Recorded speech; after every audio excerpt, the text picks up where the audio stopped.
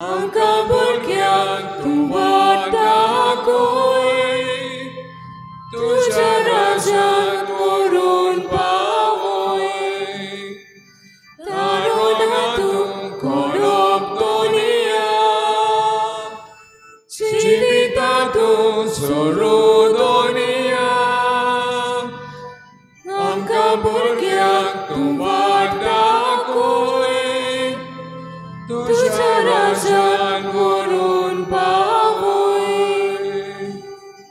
बेवानी दोरलोले पोरचे, क्रिस्तायाचे बोलवून फोजे. समाजाया सोडात उल्हास, व्हडल्यान गायात तुमचो दिनवास.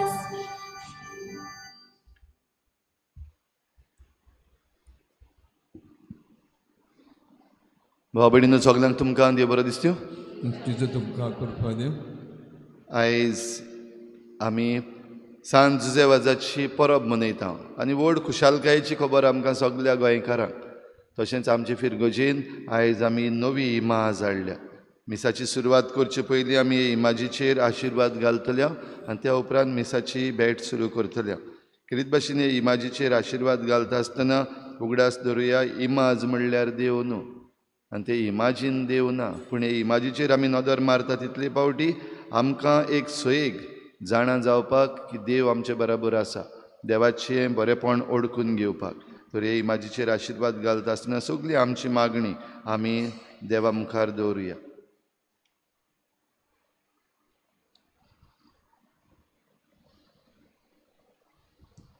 बापाचे आनी पुताचे आनी पवित्र आत्म्याचे नांवी. आमेन.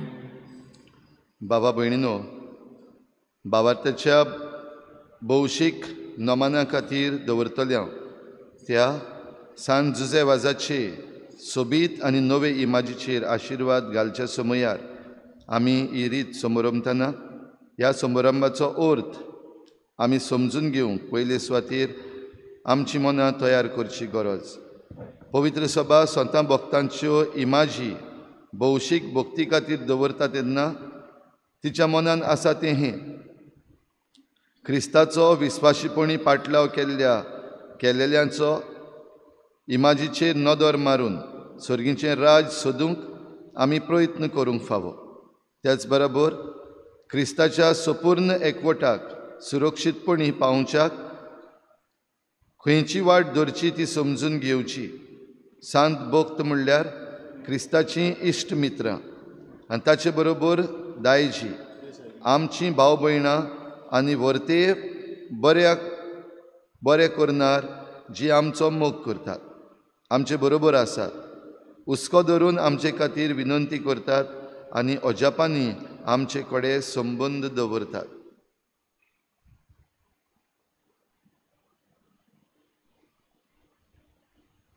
तर हेंच मनान दवरून हो आशिर्वाद आमी हे इमाजीचेर मागता. आयचे मिसाचे भेटेन आमी देवाचें उतर आयकतल्या, देवाच्या उतराचेर नियाळ करतल्या. आयचे मिसाचे भेटेन आमी आमच्यो गरजो ह्या भाग्यवंता वरवीं देवा मुखार दवरतल्या. तर हे इमाजीचेर आतां आमी हो आशिर्वाद मागता आसतना ह्या आशिर्वादाचे मागणें करचे आदीं सगळी आमची मागणी, ज्यो गरजो आमकां आसात, जी मागणी आमी उबारूंक सोदता, जी आर्गां आमी देवाक दिवंक सोदता, ती आमच्या सांत जुजेवाजाचे मजतीन आनी ताचे वरवीं देवाक उबारुया.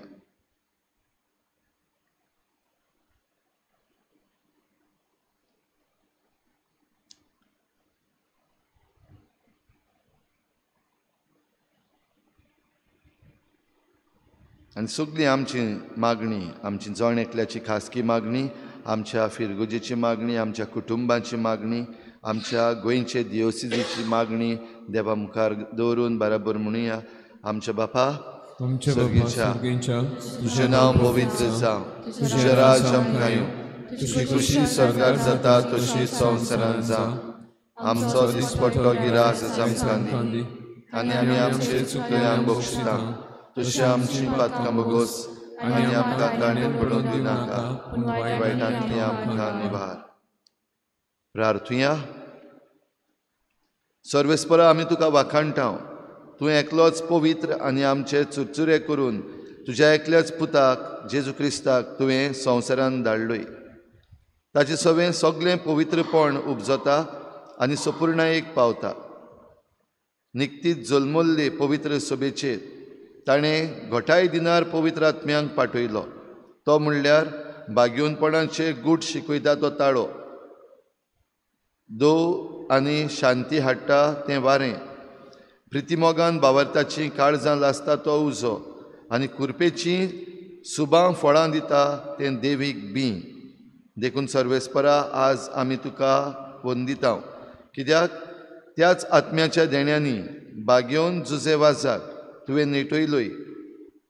ताच्या मानाक तुज्या भावार्थ्यांनी ही इमाज तयार करूंक मेहनत घेतल्या. तर आमी तुजे लागीं मागता, सोमयाच्या पावलांनी आमी चलून आनी बाग्योन जुजेवाजाची देख घेवन देवीक शाणेपणान वाडून क्रिस्ता सवें संपूर्ण मनीस जावंक पावूं. उतरान आनी देखीन शुभ वर्तमान परगटून ताचे पासत रोगत लेगून वारूंक आमी पाटी सोरोना जावं. दिसपट्टी सोमयाचो खुरीस आमच्या खांदार व्हरून तुज्या भावा भयणीचे सेवेक आमचें जिवीत आमी खर्चूं. संवसारान आमची जबाबदारी पाळटना क्रिस्ती अणभवान आमी भरून आनी सर्गीच्या वैभवाचेर दोळे लावून रावूं. जंय तूं बापा तुज्या पुता बरोबर राजवट चलोवंक आमकां स्वागत करतलोय सासनाच्या सासनाक.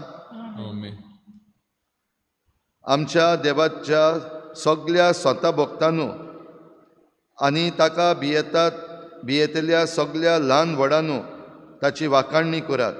सर्वेस्परा आमच्या स्वर पदवीदार देवान राजवट चलयली, आनंद बरीत आनी खुशाल बरीत जावया आनी ताची महिमा वाखाणुया.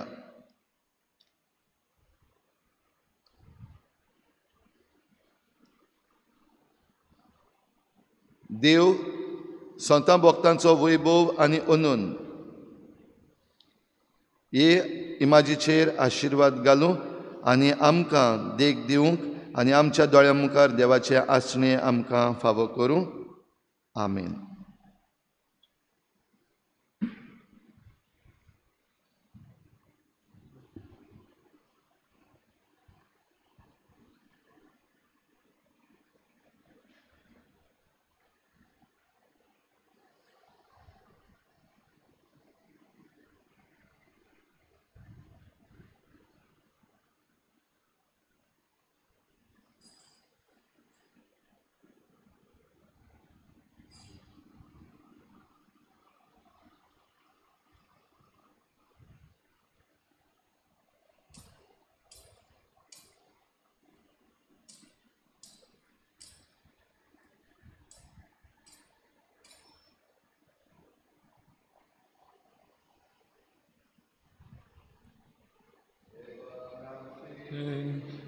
आशीर्वाद घालो आपल्याच मोगान तुमकां सांबाळू. आमचे मुखामोल फाकूं संतोष आनी शांती तुमकां देव. देवान आमचेर आशीर्वाद घालूं आपल्याच मोगान आमकां सांबाळू. आमचे आपले मुखामोल फाकूं संतोष आनी शांती आमकां दिवं. संतोष आनी शांती आमकां दिवं. आयची मिसाची भेट देवाक दिन वाचून भेटयता. सावियोला फेर्नांडीस ताचे बरोबर आमी सगळीं सांत जुजेवाजाचे परबे दिसाक देवाक वाखाणुया, दिनवासुया सगळ्या देण्या पासत आनी आमची सगळी मागणी आमी देवा मुखार दवरुया. आयज भावार्थाची दिवटी पेटयतात.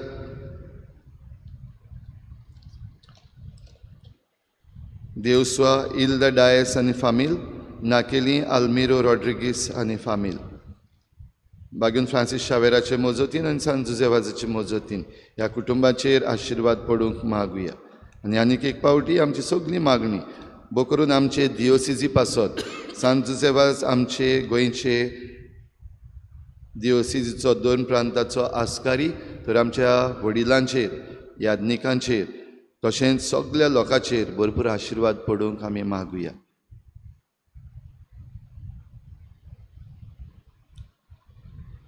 बापाचे आनी पुताचे आनी पवित्र आत्म्याचे नांवी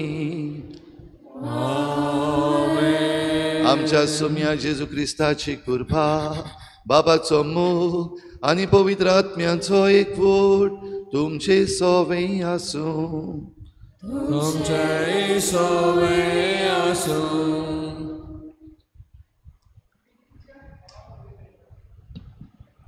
प्रितीच्या भाव भयणीनो, आयज आमच्या गोंयच्या 2 प्रांताच्या आस्कऱ्याची बागयोन जुजेवाजाची दोबाजीक परब आमी समोर उपताव, जाचे खातीर गोंयची आख्खी पवित्र सभा संतोशाच्या उल्हासांनी बरोवन त्रिएक देवाची वाखाणणी करता.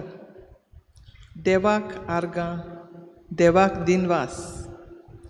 जानेराचे 14 2015 ह्या वर्साक जुजेवाजाक सांत म्हूण शिक्को मारून बापान आपल्या मोगाचें आनी चोडा मोलाचें दान आमकां दिलें, ते मेरेन ह्या वर्साक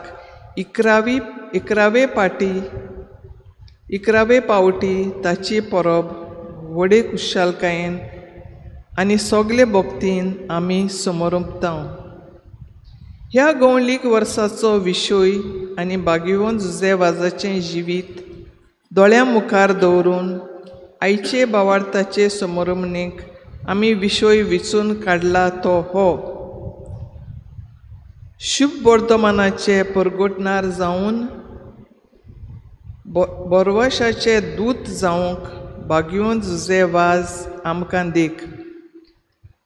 आमचो बागयोन बाब फ्रांसीस बोरवाशाची कीट पेटोवन अशें म्हणटा, स्पे नो कॉन्फुदी, म्हणल्यार बोरवासो आमकां फटयना. ह्या आपल्या दाखल्यांक, कोश्टांवतोल्याक, असोक्त, गरीब आनी समाजाचे देगेर जियेतल्या मनीसकुला विशीं, तशेंच पर्यावरण आनी निसर्गा विशीं आनी खेरीतपणी राजा आनी देसा मदें शांती आनी एकूट हाडूंक उस्कायता. सुपुर्लो सांतलो ल्हानूच तावन म्हणजे तो जल्मलो, वाडलो, भोंवलो, वावुरलो आनी मरो पर्यान एकाच उतरान सगळी ताची जीण शुभ वर्तमानाच्या वावरा पासत ताणें जोरयली आनी बोरवासाचो दूत तो जालो. ह्या असल्या वावरांत थांबोन आसलेली यात्रा ताणें आपलें जिवीत बोर केली आनी जायते ओतमे देवा तायन जोडून घेतले. हे भाशेन तो आमकां आमच्या क्रिस्ती जिविताक एक व्हड नमुनो जाता. तरी आमचे माय भुंयेंत जल्मल्ल्या ह्या महान मनशाची देख घेवन आनी आमी जियेता त्या बेसांत जावं आमचे दिसपट्टे चालींत, वागणुकेन, उतरांनी, कोरन्यांनी शुभ वर्तमानाचे परगोटणार जावन भावार्थाचे दूत जावंक हे दोबाजीक परबेन आमकां देवाची कृपा मागुया. शुभ वर्तमानाचे परगोटणार, बोरवशाचे दूत. भाव भयणीनो, हें जरी तर आमी जातले जाल्यार आमकां जुजेवाजा सारकी खालतिकाय भोव गरजेची. जुजे वाजा सारकें धाडस गरजेचें, जुजे वाजा सारकें आमचें डेडिकेशन आमच्या वावराक एकदम गरजेचें. जायते पावटी हें आमच्या जिवितान घेवंक आनी तें दाखोवंक आमी चुकल्या. हे मिसाचे सुरवातेक देवाचे काकलुतीक उलो मारुया. हांव पातकी सुरपतविदार देवा आनी तुमकां भाव भयणो म्हजो गुन्यांव हांव सारून सांगता, मनान चिंतून तोंडान सारून वायटा दारून बरें सोडून हांवें जायतीं पातकां केल्या. हो म्हजो अपराध, हो म्हजो अपराध, हो म्हजो गोड अपराध.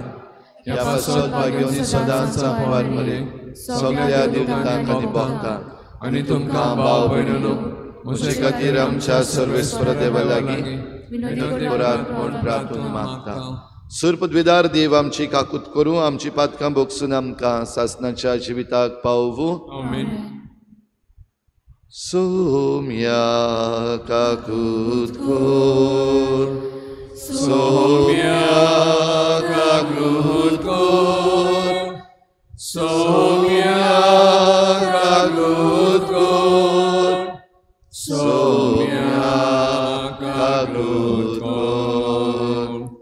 क्रिस्ता काकूत कोर, क्रिस्ता काकूत कोर, क्रिस्ता काकूत कोर, क्रिस्ता काकूत कोर. सोम्या काकूत कोर, सोम्या काकूत कोर, सोम्या काकूत कोर, सोम्या काकूत कोर. देवाची तुस्त आमी करुया आनी खुशालकायेन आमी गीत करुया. मोहिमा देवाक उत्सर्गी. मोहिमान देवाक उत्सर्गी आनी शांती ताच्या इश्टा संवसारी. सर्वेस्परा देवा सर्गींच्या राया, सुरपतविदार देवा देवा बापा, आमी तुका नमस्कार करता, आमी तुका दिन वाजता. तुझ्या तोर वैभवा पासत आमी तुका वार कांठा. मोहिमान देवा उत्सर्गी आनी शांती ताच्या इश्टा संवसारी. सोम्या जेजू क्रिस्ता बापाच्या एकल्याच पुता, सोम्या देवा देवाचे शेणी. तू संवसाराचे पाप काटाय आमची काकूत काकूत कोर. तू बापाच्या उजव्याक बसलाय, आमचे मागणे आयकून घे. मोहिमा देवा उत्सर्गी आनी शांती ताच्या इश्टा संवसारी. कित्याक पवित्र आत्म्या सांगाती देवा बापाची मोहिमे जेजू क्रिस्ता. एकलोच तू पवित्र, एकलोच तू ईश्वर, एकलोच तू परमेश्वर. मोहिमान देवा उत्सर्गी आनी शांती ताच्या इश्टा संवसारी.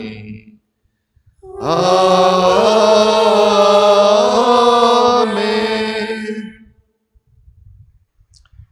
प्रार्थुया.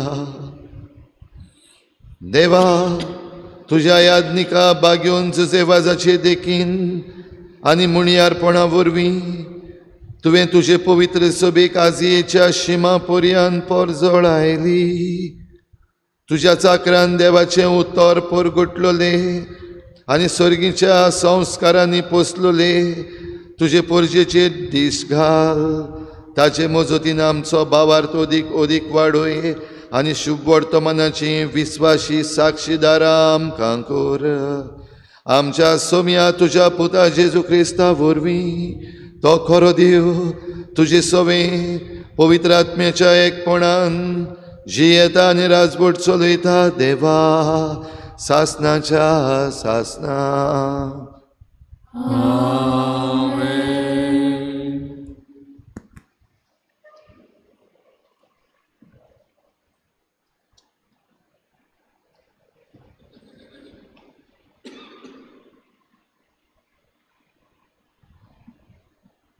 जेरेमियास प्रवाद्याच्या पुस्तका वेले वाचप. जेरेमियास हिलक्याचो पूत यादनिकी घोराण्यांतलो आनातोत शारांत बेंजामीनच्या प्रांतांत रावतालो. ताची ही उतरां. सर्वेस्पराचें उतर म्हज्या कानार अशें सादलें. कुसव्यांत तुका आकारचे आदीं हांवें तुका वळखलो. तूं जल्मूचे आदीं हांवें तुका संस्कारलो. राष्ट्रां खातीर प्रवादी कसो हांवें तुका नेमला. हांवें म्हणलें, सर्वेस्परा पळय, हांव उलोवंक नकलो, हांव एक भुरगो. पूण सर्वेस्परान जबाब दिलो, हांव एक भुरगो अशें म्हणूं नाका. हांव तुका धाडटा तांचेशी वच आनी तुका सांगूंक लायता तितलेंय तांकां सांग. तांकां भिवू नाका, कित्याक तुजी राखण करूंक तुजे सवे हांव आसां, उलयता तो सर्वेस्पोर. तेन्ना सर्वेस्पोरान आपलो हात काडून म्हज्या तोंडाक लायलो आनी म्हणलें, पळय, म्हजी उतरां तुज्या तोंडांत हांव घालतां. उमटूंक आनी मोडून उडोवंक, इबाडूंक आनी भस्म करूंक, नव्यान बांदूंक आनी वंपूंक सगळ्या राष्ट्रांचेर आनी राज्यांचेर आज हांव तुका अधिकार दिता. देवाचें उतर हें. आमचो जबाब जातलो, सर्वेस्पराची भक्ती करता तो मनीस बागी. परतून म्हणयात, सर्वेस्पराची भक्ती करता तो मनीस बागी. जो कोण सर्वेस्पराची भक्ती करता ताच्यो आज्ञा संतोशान पाळटा तो मनीस बागी. ताची संसद प्रितुमेचेर बोळीश जायत वेतली. प्रमाणीक मनशांची संसद सुजयब. जबाब, सर्वेस्पराची भक्ती करता तो मनीस बागी. ताच्या घरांत धन आनी ग्रेसकाय, ताचें प्रमाणीकपण सासनाक तोखतलें. बऱ्या मनशांक काळोखांत उजवाड कसो तो परजळटा, कित्याक तो कोणवाळो, दोयाळ काळजाचो आनी सुगुणी. जबाब, सर्वेस्पराची भक्ती करता तो मनीस बागी. बरो मनीस दोया करून उशणें दिता. प्रमाणीकपणान तो आपलो धंदो चलयता. बरो मनीस कधीच हालचो ना, ताचो उगडास तोखतलो नितेकाळी. जबाब, सर्वेस्पराची भक्ती करता तो मनीस बागी.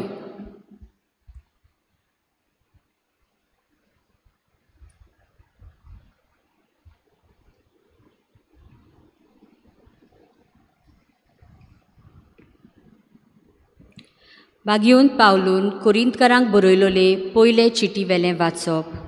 भावा भयणीनो, सगळ्या मनशां सोरी हांव स्वाधीन जावनूय सगल्यांक जोडून घेवचे खातीर हांव सगल्यांचो गुलाम जाला. जुदेवांक जोडून घेवंक जुदेवा बरोबर हांव जुदेव जालो.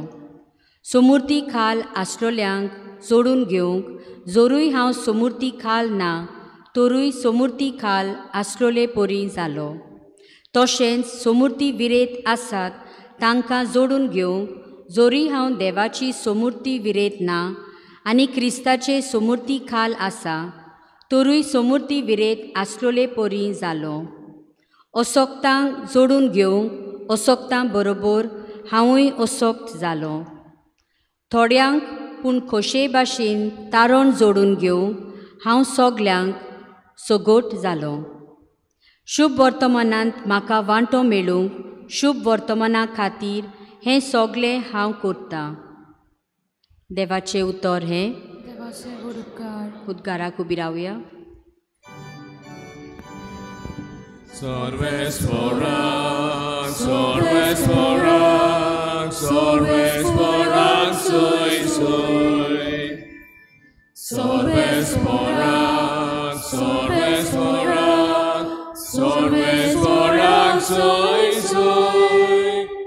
गरिबांक बरी खबर दिवंक आनी कैद्यांक सुटका पोरगोटूंक सोर्वेस्परान म्हाका धाडला.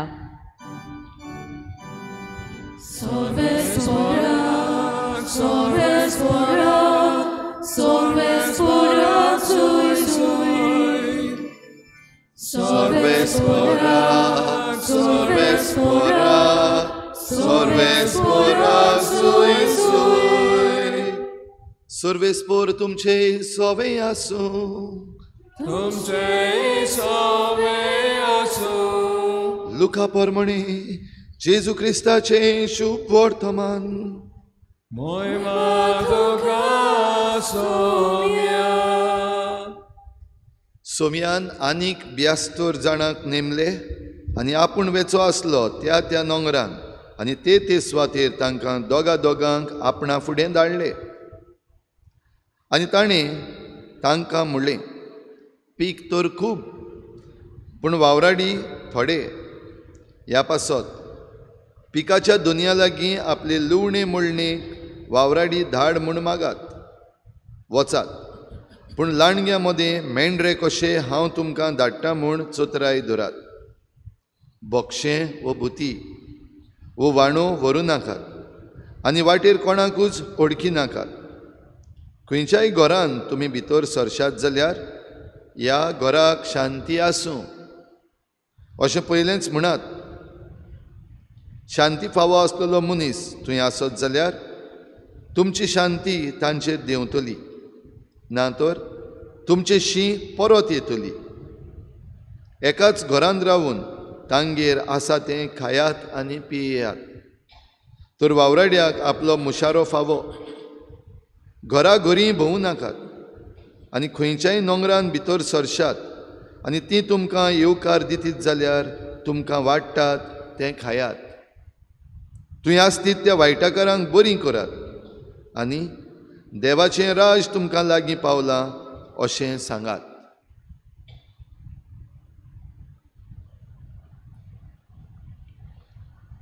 जेजू क्रिस्ताचें शुभ वर्तमाने. Mokarni tuka Krishna.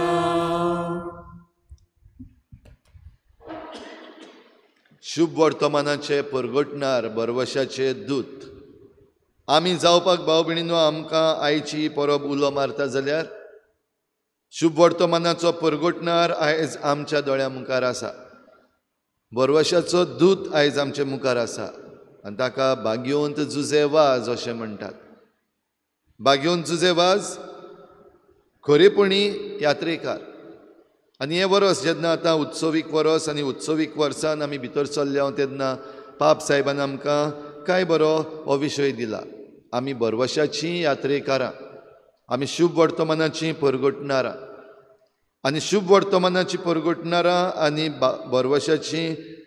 बरवशाचे दूत कशे आमी जुझेवाजाची देख घेवंक आमकां आमचो गांव आमचो गोंयचो पूत आमचे सारको जुझेवाज आसा.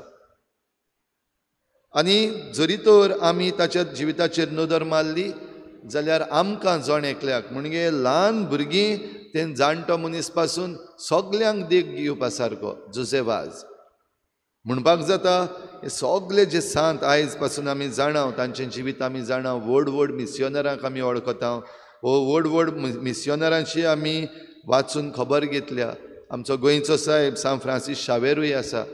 ताची देख घेवन जुझेवासान आपलो वावर केल्लो. पूण ह्या सगळ्यांहून चड म्हज्यान म्हणूं येता खात्रेन जुझेवाजान जें मिसांव केलां त्या मिसांवाक लागतलें दुसरें मिसांव ना अशें. ल्हान भुरगो आसतना तावन आपलें भाग्योनपण आनी भाग्योनपणान तो परजळ्ळा. देखून ताची आवय आनी ताची घरचीं ताका आपुरबायेन सांतुल्या म्हणटालीं. धाकटुलो सांतुलो आसलो तो वाडटा दुसऱ्या मुखार आपल्या इश्टां बरोबर जे कोण ताचे बरोबर शिकताले तांचे बरोबर, तशेंच जे कोण ताका शिकयताले तांचे दोळ्या मुखार, आनी आपली घरचीं जीं आसात तांच्या दोळ्या मुखार भाग्योनपणान तो वाडला. आनी हें भाग्योनपण दुसऱ्यांक उत्तेजन दितलें जालां. न्हयच भाग्योनपण फकत वण्टी भितर बसून, पूण हें भाग्योनपण सगल्यांक पावलां. देखून ल्हान भुरग्यांक भाव भयणीनो, आयज आमच्या गोंयकार ल्हान भुरग्यांक हो सांत दिश्टी पडूंकूच जाय. ताचें जिवीत आमी ताचे लागीं उलोवंकूच जाय. ल्हान आसतना सांत जुजेवाज भाग्योनपण जोडटा आसतना जायत्या भाग्योंताचें जिवीत ताणें वाचलां. जायतीं जाणां भोव करून ताचीं घरचीं, ताचीं लागशिल्लीं जीं आसात ताका गिफ्ट म्हणून सांतांचें जिविताचें पुस्तकां दितालीं. आयज आमच्याय भुरग्यांक आमी हें सांताचें जिवीत दिवपाक गरज आसा. हाच्या पयल्या वाचपान जशें आमी आयकता, जेरेमियस प्रवादी तो ल्हानूच आसतना जेन्ना देवान ताका आपयलो, तो बेगीन बेगीन आपलें भुरगेंपण मुखार काडटा. सायबा, म्हज्यान कशें जातलें हो मिस्योनार जावंक, म्हज्यान कशें जातलें हो परगोटणार जावंक, म्हज्यान कशें जातलें जे कोण ओनीत करतात तांकां हो कडक संदेश दिवंक. हांव एक भुरगो. आनी जेरेमियस प्रवाद्याच्या पुस्तकान देव खेरीत भाशेन ताका दाखोवन दिता. आनी हेंच जुजेवाजाच्या जिवितान जालां. आनी आमचेय सवें जीं कोण उक्त्या मनाचीं आसात, मानून घेतात, तांचें सवें जावंक जाता.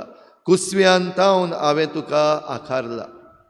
देव आकारता. एक कुंभार कसो जे भाशेन माती घेवन कुंभार ती माती आकारता आनी आपणाक जाय तसलो ताका आकार दिता, ते भाशेन देव जो कोण आपणाकूच देवाच्या हातान घालता तांकां आकारता. जुजेवाजान हें केलें, आपणाकूच देवाच्या हातान दिलो आनी ताका देवीक आकार आयलो. आमकांय भाव भयणीनो, भोव करून आमच्या भुरग्यांक आयज जरी तर आमी देवाच्या हातान घालता, आनी देवाच्या हातान घालपाक कसले सादे उपाय, सांतां भोगतांचें जिवीत, भोव करून आमच्या जुजेवाजाचें जिवीत तांच्या हातान घालता, तांचे लागीं उलयता, तांकां सांगता, जाल्यार देव आमच्या भुरग्यांक आकारतलो. उरफाटीं जरी तर ह्या भुरग्यांक ही आकारणी फावो जायना, आमी देवाच्या हातान तांकां घालिना, जाल्यार आयचो हो संवसार आसा तो तांकां आकारतलो. जशें भोव करून आयज आमकां दिश्टी पडटा, आमच्या भुरग्यांक तरणाट्यां सवें संवसार आकारपाक लागलेलो आसा आमच्या भुरग्यांक, तरणाट्यांक. आनी ही आकारणी दिवंक आमच्या आवय बापायनी ओगळो नेट घेतलेलो आसा तोय दिश्टी पडटा. ह्या संवसारांतल्यो वस्तू, ह्या संवसारांतले करियर्स, ह्या संवसारांतले जॉब्स, हे सगळे मेळचे पासत आयज संवसाराच्या हातीन आमचीं भुरगीं जाल्लीं आसात. एडमिशन घेवपाक कोण ब्रायब दिता, काम घेवपाक आवय बापाय ब्रायब दिता, एडमिशन मेळपाक जाय, काम मेळपाक जाय. देखून कशेय भाशेन ते मेळचे पासत संवसारी उपाय जे आसात ते आयज वापरल्यात. आकार आमच्या भुरग्यांक, तरणाट्यांक आयज हो संवसार दिता. देवीक आकार खंय गेलो? जाल्यार जुजेवाजाचेर नदर मारली जाल्यार ताचो आकार संवसारी आकार न्हय. शिकलेलो मनीस जायतें शिकला आनी शिकोवन दुसऱ्यांकूय शिकयल्यात, तरी आसतना ताणें आपलें आंगवस्त्र जें घातलां तें खालतिकायेचें. इतली खालतिकाय की तो सगल्यांक सगोट जालो. जशें आयच्या दुसऱ्या वाचपान आमी भाग्योन पावलूच्या तोंडांतल्यान आयकता, शुभ वर्तमान जोडून घेवचे खातीर कशेय भाशेन हांव सगल्यांक सगोट जालां. शुभ वर्तमाना खातीर ल्हान जालां, शुभ वर्तमाना खातीर चलून गेलां, शुभ वर्तमाना खातीर कश्ट आनी उपद्रे सोंसल्यात. भाव भयणीनो, जुजेवाजान हें जिवितान केलां तें आमकां दिश्टी पडटा. गोंयकार तो, आनी गोंयकार कसो गोंयान शिकला, गोंयान वाडला, गोंयची आकारणी ताका मेळ्ळ्या. आनी आमकां गोंयकारांक जायते फावटी अभिमान आमी गोंयकार म्हणपाक. आनी गोंयकार म्हणटा तेन्ना आमचेर जो प्रभाव आसा पुर्तुगेजांचो तो पासून प्रभाव घेवन आमी आमकां दुसरे म्हणून दाखयता. जायते फावटी आमच्याच भारत देशांत आमी आमकां दुसरे वेगळे म्हूण दाखयता. न्हयच फकत आमी दाखयता, दुसऱ्या राज्याचे जीं मनशां आसात जायते फावटी आमकां वेगळे तरेन पळयतात गोंयकारांक, as if we are western. जुजेवाजान जेन्ना इतली आकारणी, इतलें शिकप सगळें गोंयचें आनी पुर्तुगेज जावनूय बीन आपलें खरें अस्तित्व गोंयकारपण ताणें दाखयलें. आनी हें गोंयकारपण म्हणल्यार आपले खालतिकायेंतल्यान दाखयलें. उक्त्या पांयांनी भोंवतालो, व्हड व्हड वस्तू ताच्यान घेवपाक जाताल्यो, कित्याक तो सारकोच गरीब गोराब्यांतलो न्हू, ताचें कुटूंब मोटें व्हडलें कुटूंब. 2 घरां आसात, एक बाणावले आनी एक सांकवाळे.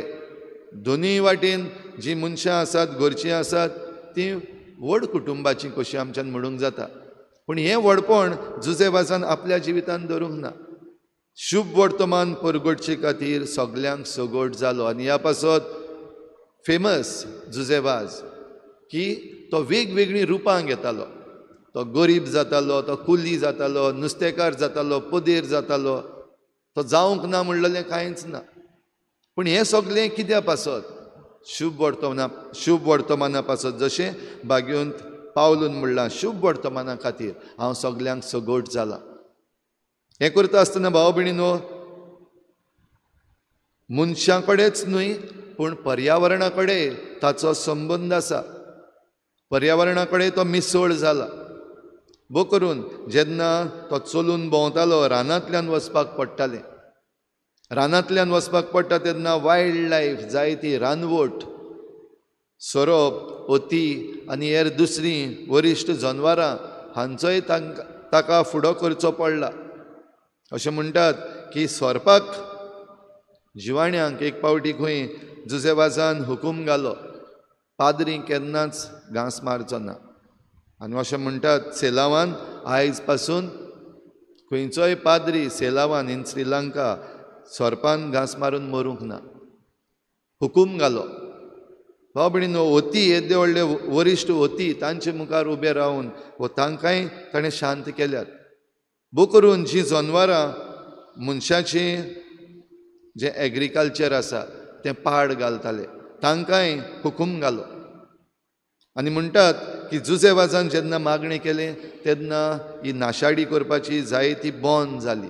ही जनवारां जें सगळें पाड घालतालीं, मनशाचें एग्रीकल्चर आसा तें पिड्ड्यार करताले, जेवणा खाणाक उणें पडटालें, तेन्ना ताच्या मागण्यान जायतें उणें जालें. पावस पडना जावन पीक जायना आसली. पावस ना म्हणटच कांयच वाडचें ना. दुकोड जेन्ना पडलेलो तेन्ना जुझेबाजाच्या मागण्यान पावस पडलो श्रीलंकेन. आनीक ज्या लोकांचो भरवसो एके भाशेन गेल्लो, आमी आतां मरतले, दुकोड आयला, जेवण मेळचें ना, आमकां आतां जनवारां आसा तीं खावन उडयतलीं वो आमकां मारून उडयतलीं, सगळें निसंटन करतलीं, निराश जाल्लो लोक. तेच बरोबर पिडा भितर सरलेली, वशाची पिडा. आनी पिडा जाता तांकां काडून रानान व्हरोन उडयताले. तांचोय बरवसो गेल्लो, आमी आतां मरतले, आमचीं घरचीं आमकां पडेना, आमकां सगल्यांनी सोडल्यान. असल्या वेळार हांगाय जुझेबाजाच्या मागण्या वरवीं आनी ताच्या खालत्या वावरा वरवीं भाव भयणीनो हो नवो बरवसो ह्या निर्शेल्ल्यांक मेळ्ळो. आयज निर्शेल्लीं जायतीं जाणां आसात आमचे भोंवतणी. आयज जुझेबाज चलून पत्तून येयना, पूण जुझेबाजान जें कितें केलां तें आमी करपाक आमकां आयज पाठयिल्लीं आसात. पीक तर खूब, पूण वावराडी थोडे. पिकाच्या दोनया लागीं वावराक लवणे मोडणेक वावराडी धाड म्हूण मागात. आयच्या शुभ वर्तमानांतलीं उतरां. जेजू जेन्ना आपल्या आपोस्तलांक धाडटा, दोग जाण पयले, तांकां सांगून धाडलेलें उमक्यो वस्तू करात आनी भोव करून देवाचें राज लागीं पावलां हें परगटात, वायटाकारांक बरीं करात. हें करता आसतना भाव भयणीनो, ह्या आपोस्तलांनी हो अणभव घेतलो आनी परतून आयले. आनी ते परतून आयल्या उपरांत फकत 12 जाण न्हय, पूण आतां आनीक 72 जाणांक आयचें शुभ वर्तमान ह्या उतरांनी सुरू जाता. सोमयान आनीक 72 जाणांक धाडले. म्हणटच आमी पाठयलोले न्हयच फकत आपोस्तल, न्हयच फकत याज्ञीक, न्हयच फकत आमचो बिस्प, आनी न्हयच फकत आमच्यो माद्री भयणी, आनी न्हयच फकत जे मिस्योनार म्हणून भायर सरतात खेरीत वावरा पासत, तितलेच न्हय, पूण आमी पाठयलोलीं. देखून आमचे भोंवतणी ह्यो सगल्यो वस्तू आमकां कडेन दिश्टी पडटात. आदीं आसल्यो ताच्याहून चड दिश्टी पडटात. भोव करून हो संवसार जो ओडटा आमकां, ह्या संवसाराची ओड जायत्या जाणांक फसयता, जायत्या जाणांचो भरवसो काबार करता. जायते जाण आयज निराशीपणाक सांपडलेले आसात वेगवेगळ्या कारणांक लागून. जावं आमची आर्थीक परिस्थिती, आमची आमचो इकॉनॉमीक स्टेटस आमकां जायते पावटी उणेपण भोगूंक एके भाशेन फोर्सार करता. आयज आमच्यो समरमण्यो नदर मारीत जाल्यार जावं आमचे बावतिजमाची समरमणी, पयल्या कुमन्यावाची समरमणी, क्रिजमाची समरमणी, लग्नाची समरमणी, आमचे बर्थडे वेगवेगळे, पयलो बर्थडे, 5वो बर्थडे, 10वो बर्थडे, 13वो बर्थडे, सगळे तरेचे बर्थडे आयज येयल्ले आसात. 18वो बर्थडे, 21वो बर्थडे, आनी 21 काबार जाल्या उपरांतूय आमी जियेतल्या काय ना जायत म्हूण सगळेच बर्थडे आमी बरे नेटान फुलयता. समरमण्यो आमच्यो भाव भयणीनो, ह्यो समरमण्यो गरजेच्यो ना न्हय, पूण आमची एके वाटेन आर्थीक परिस्थिती जायते फावटी बिगडलेली आसा. पूण रिणां काडून दुसऱ्या लागीं मागून असल्यो समरमण्यो केल्ल्यो दिसती पडटात. आनी त्या उपरांत निराशीपण, ज्या कोणा लागीं घेयल्यात आनी जे कोणें घेयल्यात दोगांय सवें, असलें जिवीत जिवंक आमकां जुजेवाज आपयना. आसूनय पिड्ड्यार करूंक आमकां जुजेवाज आपयना. पूण जांचे लागीं आसा तांणी आपणा लागीं आसा तें दुसऱ्या पासत वापरूंक, खालतिकायेन आनी कसलेय कोश्ट त्रास पडले जाल्यार पासून तें करूंक, जी पाठोवणी आमकां दिल्यात, सोम्यान धाडल्यात तें करूंक आपयता. आनी देखूनच शुभ वर्तमानाची परगटणारां आमी जाल्यार दुबाविरेत सगल्यांनी सेरमांव सांगपाची गरज ना. पूण जोण एकल्याचें आमचें जिवीत जावंक जाय हो सेरमांव. जे भाशेन जुजेवाजाचें जिवीत आयज आमकां एक व्हडलो सेरमांव. फकत आयकपाचो आनी पळोवपाचो न्हय, पूण आमच्या जिवितान अणभव करपाचो. तर भाव भयणीनो, आयज आमकां ही कृपा मागुया. जुजेवाजाची परब आमी मनयता. सोम्यान जरी तर आमकां पाठयल्यात जाल्यार सगलें आमकां फावो केलां. आनी पाठयता आसतना कशे भाशेन करचें, कितें ना करचें हेंय सांगलां. कितें करचें म्हणटा थंयसर सगल्यांक पावपाक सांगलां, सगल्यांच्या घरान भितर सरपाक सांगलां. आनी खंय खंय भितर सरता तांकां सगल्यांक ही देवीक शांती दिवपाक आपयल्यात. शांती ह्या घराक, शांती ह्या मनशाक, शांती फावो आसलेले मनीस थंय आसत जाल्यार तुमची शांती ताचेर येतली, पूण ना जाल्यार ती येवची ना. आतां तुजे लागीं शांती आहा काय ना तें देवीक. थोडी पावटी आमी वसोक आमच्यान जायना, आनी जायते फावटी आमी हेंच म्हणून फाटीं सरता, आमच्यान जायना. एक सादें मागणें कर म्हणल्यार पासून म्हज्यान जायना हें पयलीं म्हणटात. सगलीं धाकटीं, व्हडलीं, तरणाटीं, जाणटीं जाल्यार ती ना, म्हाका कळना, म्हज्यान जायना. मागणें करता तूं म्हणल्यार म्हणटा वय मागणें करता, पर्सनल कोत्ता, प्रायवेट कोत्ता. पूण तेंच मागणें मातशें व्हडल्यान करपाक चडशीं जाणां म्हणपाक जाता, सगलींच जाणां चडशे फावटी ना, म्हज्यान जायना, तूं कर फादर. एक परगटणी करूंक एक ल्हानसो एक मेळ्ळलो आमच्यान घेवपाक जायना जाल्यार ही परगटणार आनी कशे भाशेन जातली आमी. ल्हानशी मागणी जावं आमच्या वेगवेगळ्या समयांचेर फकत पाद्रीची गरज ना. आनी चडसो पाद्री आमकां डेकोरेशन जाल्लो आसा. आयज आमचीं जेवणां जातात, आमकां पाद्री जेवणाचेर आशिर्वाद घालपाक जाय. दुबाविरे जेवणूय दिताय तुमी आमकां ना न्हू, पूण पाद्रीनूच बेसांव मागणें करपाक जाय. आनी पाद्री जेन्ना म्हणटा तूं मागणें कर हांव आशिर्वाद घालता, ना फादर मुको जायना. परगटणी करपाचो एक भाव भयणीनो आमी विबाळ्ळो. आनी दुसरे वाटेन आमची परगटणी बरी जाता. बरें फुलय, फेस्तां आमची फुलय, समरमण्यो फुलय, बर्थडे फुलय, काजार फुलय. आदी काजाराक समरमणी जाताली, आयज वेगळे तरेची जाल्या. एवरी डे रोज सेरेमनी, पयलो दीस, दुसरो दीस, आनीक जायतीं येयलां आतां. आंकवार त्यो पार्टी जाता त्यो खंयच्यो त्यो जेनीस केल्या तुवें सगलीं कोण ना, थोडीं आतां हो ट्रेंड सुरू जाल्लो आसा. बॅचलर पार्टी आनीक आंकवार पार्टी, मागीर सांकवार. सगलें आंकवार पार्टी करतात मागीर सांकवार पावतात. आनी सगल्यो पार्टी आसा थंयसर गोंयकारपण दाखोवपाक भोव करून जीं कोण भायर मायग्रंट्स जाल्लीं आसात, मायग्रंटां सगळें आमचे जुजेवाज खेरीत भाशेन हो हुस्को दाखयता. भायर सावन येयल्या उपरांत आमी हांगासर कितें दाखयता, आमच्या समरमण्यांनी कितें दिसती पडटा मातशें पळयात नदर मारून. आनी तातूंतल्यान आमी आमचें शुभ वर्तमान परगटूंक जाय हें समजून घेयात. कित्याक बाटली नासतना आयज आमची समरमण्यो जायनात. बॉटम साप हें एक उतर बरेंशें. बॉटम साप आयज तरणाट्या मदें हो ट्रेंड सुरू जाल्लो आसा. म्हणटच ह्यो तयारी ज्यो आमी जिविताच्यो करता तेन्ना आमचे बद्दे एक वर्साचे बद्दे तेच बरोबर ह्यो आमच्यो समारंभ खेरीत भाशेन काजाराचो समारंभ जाता तेन्ना ज्यो आमी रिती भितर काडल्यात ताचे विशीं चोत्राय धरुया. भाव भयणीनो, ह्यो सगल्यो रिती सांबाळटा आसतना आयज आमचो आंकडो देंवत आसा. आमचो म्हणल्यार क्रिस्तांवांचो आंकडो देंवत आसा. आयज आमच्या घराब्यांनी भुरगीं थोडीं जाल्यांत. इकॉनॉमिक्स आमी चिंतता की आमच्या भुरग्यांक वाडोवपाक जाय, तांकां शिकोवपाक जाय, चिंतप सारकें. पूण हेच दुडू आमी इकॉनॉमिक्स हेर सगळे कडेन नाका जाल्ले कडेन मोडपाक तयार आसा. पूण आमगेर एक भुरगें आनीक एक जावचें म्हणून हें मन ना आयज. आनी देखूनच आंकडो उणो जायत वता तेन्ना आमी सांडलोलीं कशीं जाल्या. आनी सांडलोलीं जाल्या तेन्ना आमचेंच अस्तित्व जें आसा, आमची आयडेंटिटी, आमचें गोंयकारपण आयच्या समाजान हाचेर हांवें उलोवपाची गरज ना. आमची आयडेंटिटी उणी उणी उणी जायत वता. आनीक दुसरो लोक जो आयिल्लो आसा आपलो कल्चर घेवन आयज तो कल्चर वयर चडत आसा. भायलो कल्चर आमी भितर हाडून तो कल्चर वयर चडत आसा. पूण आमचें अस्तित्व, आमची संस्कृताय आसा ती देंवत आसा. कित्याक आमचे लागीं आमचे मनीस नात आनी आमचे थोडे जाण आसात ते ट्रेंडांनी भितर पडलेले आसात. जाल्यार जुजे वाज भाव भयणीनो, आयज आमकां हेंच एक देख जावं दी. आपलें गोंयकारपण ताणें सोडूंक ना, आपलें अस्तित्व ताणें सोडूंक ना. पूण त्याच बरोबर आपलेंच अस्तित्व शुभ वर्तमाना खातीर बदलचें पडलें तेन्ना जंय तो गेलो, सिलावान गेलो तेन्ना तो एक सिलावाचोच मनीस कसो जावन तांचे बरोबर ताणें शुभ वर्तमान परगटलें. आनी देखून आयज ताका सिलावांचो आपो आसलो अशें सिलावांचो लोक, सिलावांची पवित्र सभा म्हणटा. The church of Sri Lanka calls him apostle of Ceylon.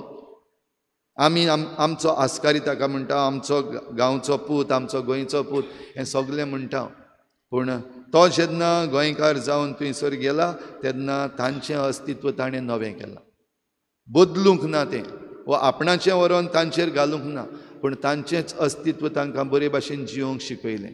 आयज आमचें अस्तित्व आमी हांगा गोंयांत रावून बरे भाशेन जगूंक शिकूंक जाय. तरी कृपा भाव भयणीनो आमकां मागुया मनशां कडेन, पर्यावरणा कडेन आनीक वेगवेगळे जे आमचे ट्रेंड्स येतात तांचे कडेन आमी बरे भाशेन जिवंक, आमी शुभ वर्तमानाची परगटणारां जावं आनी बरवशाचे दूत एकामेका जावंक आमकां हे भेटेन कृपा मागुया.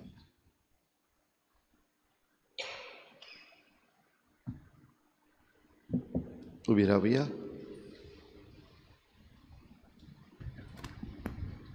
स्वतमंत देवा, सुरबुद्विदार बाबा, स्वर्गान पृथ्वींचार उसणारा आनी जेजू क्रिस्ताच्या एकल्याच पुता आमच्या सुन्या, तो पवित्र आत्म्या वरवीं गर्भ संभोवलो, अंकवार मरेकान जल्मलो, पोंच पिलाताक ताणें कोसू सोंसले, ताका कुसार सोडलो, तो मेलो आनी ताका निपिलो, तो मेल्ल्या मदें देंवलो, तिसऱ्या दिसा मेल्ल्यांतलो शिवून जालो, स्वर्गार चडलो, सुरबुद्विदार देव बापाच्या उजव्याक बसला, तुयें जुवेन मेल्ल्यांची मुक्ती करूंक येतलो.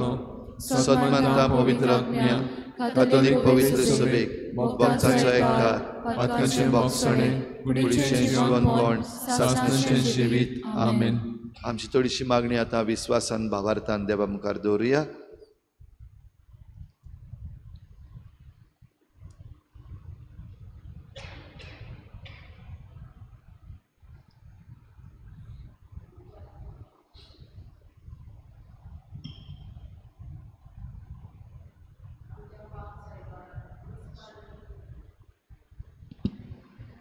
पाद्रींनी आनी मोटवाशांनी आपल्या खासगी तशेंच मुन्यारी जिवितान शिव वर्तमानांचे पुरगोटणार जावं आपलें भाग्यवंतपण जोडूंक आनी हे वरवीं मोगान केल्ले सेवेंतल्यान पोरजेकूय कुर्सावेल्या जेजूशी ओडून हाडून बरवशाचे नमुने ते जावं बापा लागीं मागुया.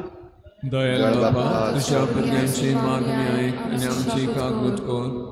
आमच्या सरकारी वडिलांनी आपलो धर्म पाळूंक कसल्योच आडखळी घालिना जावं आनी धर्माच्या नांवान पोरजे मोदें फुटी आनी दुस्मानकायो वाटावंक, पूण वेगवेगळ्या धर्मा वरवीं तांचे मोदें एकचाराचें मन आनी भावपणाचे बांदपास अदीक गोट करूंक सगल्यो सवलती आनी सोंपेपणां तांणी दिवंक देवा लागीं मागुया.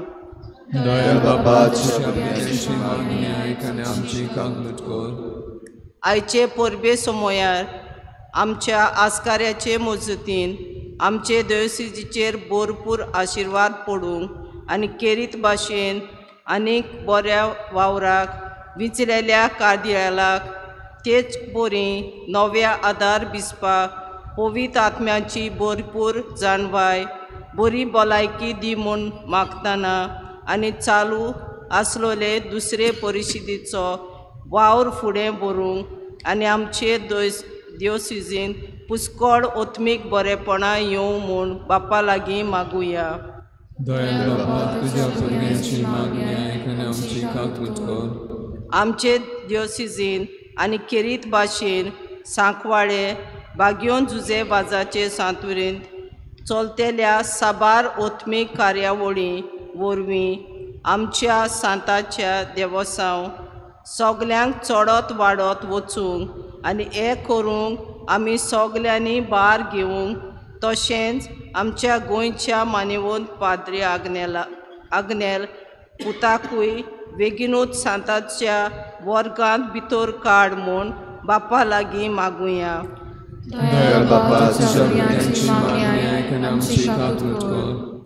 हे आयचे दोबाजीक परबे वरवीं हांगा आजीर आसलेल्या सोमेस्ताचेर बागयोन जुजे वाजाचे मजतीन साबार सर्गीचीं बेसांवां ओतल्यार पुरो म्हूण आनी ताचेच विनवणेन थांबनासतना आमी मागतांव त्या साबार गोरसांक देवान कान दिवंक बो करून आमच्या सांताची वर्सावळीची नोवेनां आनी परब जाता त्या जाग्यां विशीं साबार प्रश्न उप्रासलेले आसात तांकां जबाब दिवन बेगीनूच तांतली आमकां सुटका दी म्हूण बापा लागीं मागुया. दयाळ बापा तुज्या भुरग्यांची मागणी आयक आनी आमची कागूट कर. ओगीच रावन आमची जण एकल्याची खासगी मागणी देवा मुखार दवरुया. जुजे वाजाचे मजतीन मागुया.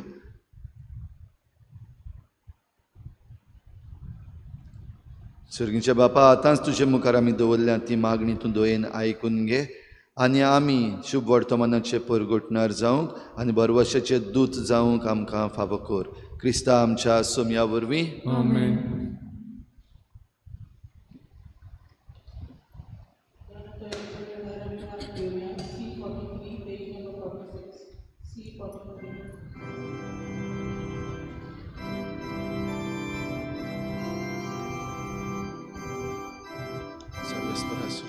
Vedeți lumea sobe, amci calza dovoia, sogani doxoram geren, Jesu tu capetoi da, sogani doxoram geren,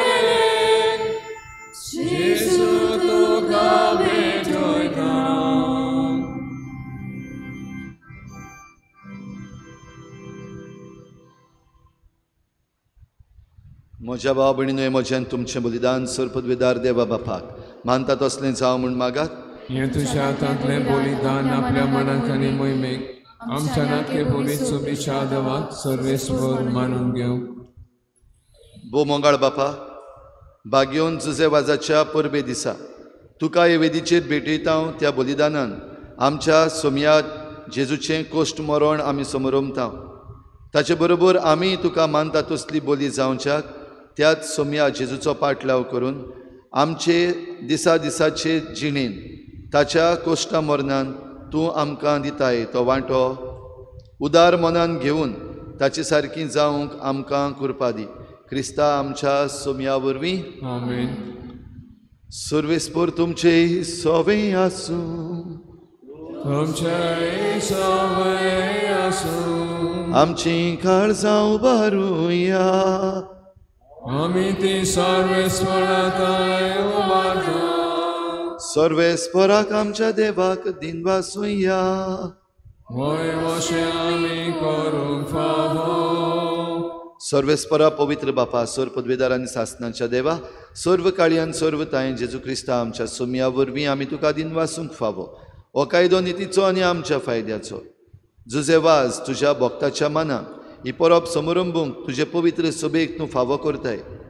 ताचे पुण्यवून जिवीत आमकां धीर दिता. ताची शिकोवण आमचें गिन्यान उजवाडायता.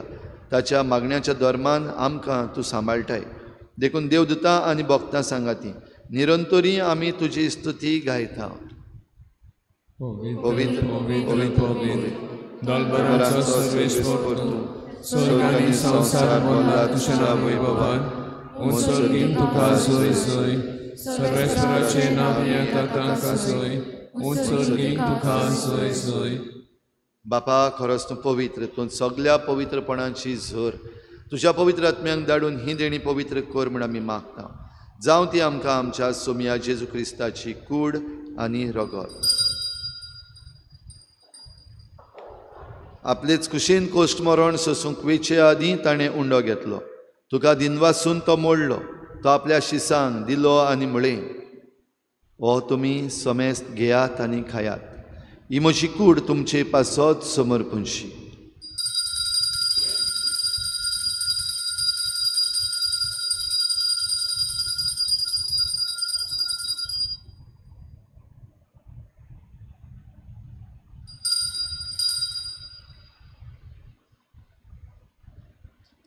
तेच परी जेवण जातोच ताणें काल्स घेतली.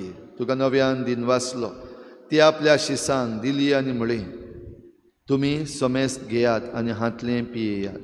ही म्हज्या रोगताची काल्स, नव्या आनी सासणीक कराराचें हें रगत. पातकांचें बोगसणें मेळच्याक तुमचे पासत आनी समेस्त मनशां पासत तें वारोवतलें. हें म्हज्या उगडासाक करात.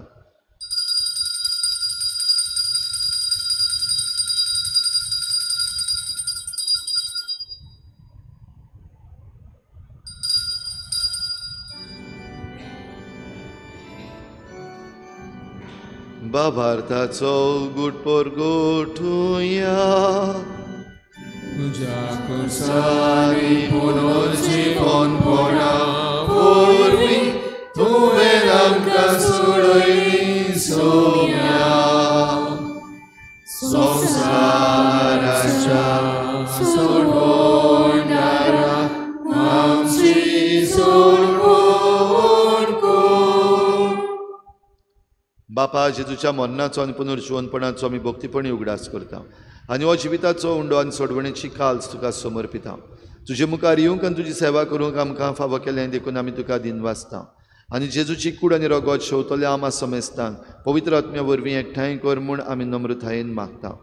सर्वेस्परा, आख्खे प्रितुमीचेर विस्तारलेले तुजे पवित्र सभेचो उगडास कर. आनी फ्रांसीस आमच्या बागयोन बापा, फिलिप नेरी आमच्या गवडी बापा, सिमिया आमच्या आदारी बिस्पा आनी सगळ्या यादनिकी वर्गा बरोबर तिका प्रिती मोगांत वाडय. पुनर्जीवनपणाचो बरवसो धरून मेल्यात त्या सगळ्या आमच्या भावा भयणांची काकूत कर. तांकां तुजे इश्टागोतीन मेल्ल्या समेस्तांक तुजें परजडीत मुखामोळ पळोवंक फावो कर. आमा समेस्तांची हे भेटेक आयज हाजीर जालोल्या सगळ्या तुज्या भुरग्यांची दया कर म्हूण आमी मागता. आंकवार मारे देवाची माई सांगाती तिच्या पोती बागयोन जुजे, बागयोन धर्मदुतां, बागयोन जुजे वाज आनी बागयोन फ्रांसीस शावेर आनी सर्व काळी तुका मानवल्यान त्या सगळ्या भक्तां बरोबर सासणाच्या सुखांत आमकां वांटो दी. तांचे सांगाता तुजी महिमा गावूंक आमकां फावो कर. जेजू क्रिस्ता तुज्या पुता वरवीं.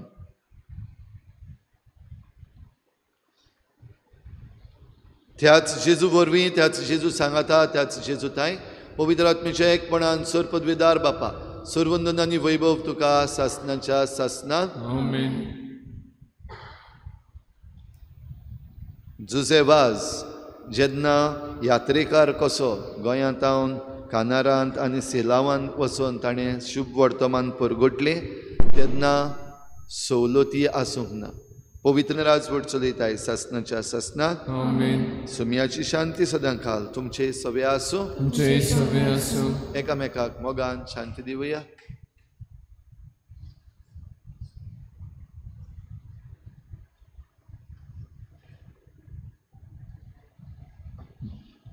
म्हज्या भितर येवच्या म्हाका फावना.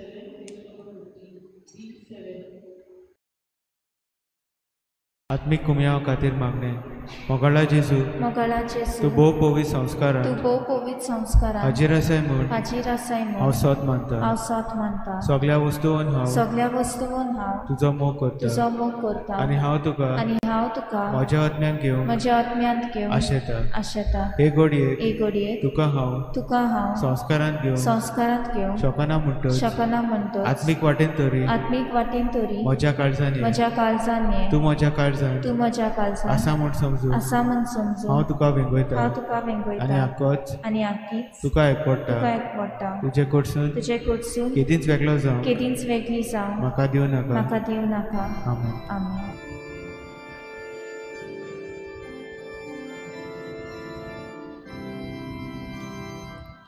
Desatamos chachekan, liblolo unyarupan, kane wale mukeviam, piung dilentaneliam, urmis purgit loborom, Tatsomai mokshim naslalo, ormes forgit loboro. Tatsomai mokshim naslalo, ormes forgit loboro. Tatsomai mokshim naslalo, ormes forgit loboro. Tatsomai mokshim naslalo.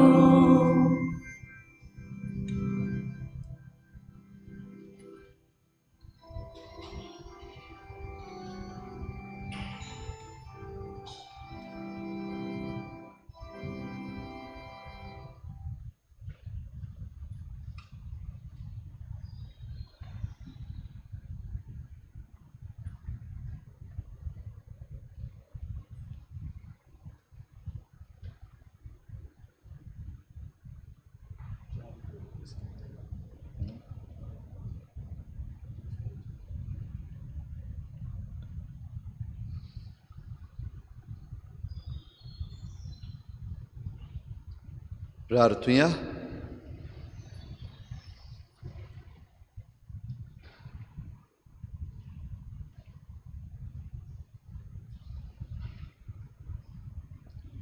सुर्गींच्या बापा, खरो भावार्थ परगटूंक बागयोन जुजे वासान थांबो नासलेल्या कोश्टा वावरान आपलो जीव जोरयलो. ताच्या परबे दिसा आमी घेतिल्ल्या देवीक जेवणाच्या बळान आमकांय त्याच भावार्थान थीर कर आनी उतरांनी तशेंच करण्यांनी तो परगटूंक आमकां उर्बेस्त कर. हें आमी मागता हांव तुज्या पुता जेजूचे नांवी. बाबडीनो, आयज आमकां गोंयकारांक व्हड खुशालकायेची खबर जेन्ना आमच्या आस्काऱ्या बागयोन जुजेवाजाची आमी परब मनयता. हे परबे सुमयार पातकुराच्या नांवान, म्हज्या नांवान, तशेंच आमच्या PPCच्या नांवान, फाब्रिकाच्या नांवान, आमच्या साकिस्तांवांच्या नांवानूय बीन तुमकां सगल्यांक परबी हांव दिता. Happy feast. आनी जुजेवाज आमच्या घोराब्यांचेर, भुरग्यांचेर, तरणाट्यांचेर, वाडलेल्यांचेर, दुयेंतांचेर, भुरगीं नासलेल्यांचेर सगल्यांचेर भरपूर आशिर्वाद घालूं म्हूण आख्खो दिसभर आयज आमी मागुया. जी कोण तुमी सांकवाडे वयतलीं फेस्ताक उमोग घेवपाक, तेन्ना आमचेय पासत मागात, एकामेका पासत मागया आयज. आनी आयच्या दिसाक आमी ही नवी इमाज हाडल्या, बरीशी ती जड आहा लाकडाची. आनीक हे इमाजीचेर आमी नदर मारता तेन्ना ती आमकां फायद्याची जावं. ती इमाज तयार करून हाडूंक भार घेतलेल्या आल्फ्रेड लोबो हाका आमचे दिनवास आनी तुमच्या कुटुंबाचे देवान आशिर्वाद घालूं. आयज परब म्हणटोच आतां परबेच्या दिसाक चाव आनी केक आसतली. बरे भाशेन हावया सगलीं. ती आयज आमकां स्पॉन्सर केल्या सावियोलान, ताकाय आमी देव बरें करूं म्हणटा. तुमचे देवान आशिर्वाद घालूं म्हूण मागता. आयज सांजेर 6 वाजता आमचो जुजेवाजाची मुर्ती जी आसा थंयसर मागणें जातलें जुजेवाजाचो तेर्स आनी मागणें सगल्यांक तुमकां आमंत्रण आसा येवचें सगल्यांनी सांजेर 6 वाजता.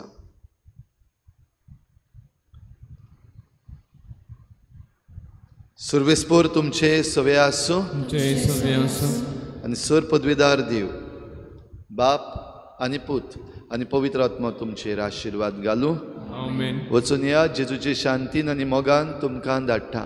देवाचे उपकार.